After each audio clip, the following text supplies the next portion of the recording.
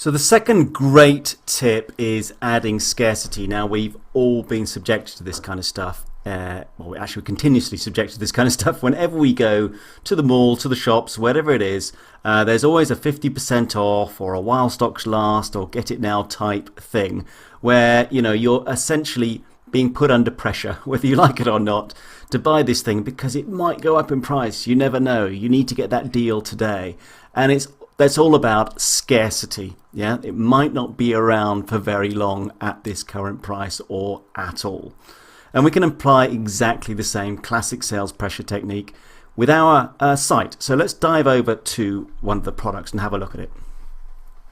Okay, so I've come straight to my heart-shaped dog pendant, and I'm just going to put it in a little phrase here underneath the description. So I've added only 50 left at this discounted price. And I might want to make it bold and perhaps make it a different color like red. But I don't want to overdo it. I don't want that to be the only thing, right in the customer's face. It's kind of like a cry for help. Please buy, please buy. You don't want that. You want something reasonably subtle, but at the same time, you don't want to miss it. Now, I've gone with a sort of only 50 left, so that's basically putting a scarcity on the number. But you can also do things with time. You can say things like, sale ends in 24 hours, that kind of stuff. So if you're struggling for ideas, just literally think about the things that you see in the mall or in the store. Maybe go out, wander around. You're guaranteed to see some of those phrases.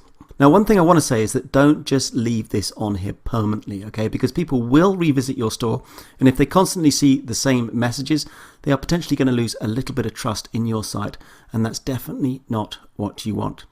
So there we go, a very, very simple way of introducing scarcity to your products and putting a little bit of pressure on your potential customer to buy. Now later on we'll look at some apps that can do this in a far more clever, far more fancier way and perhaps better presentation.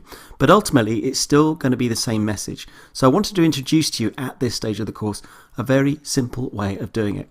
So have fun with that, add some phrases and see how it affects your sales.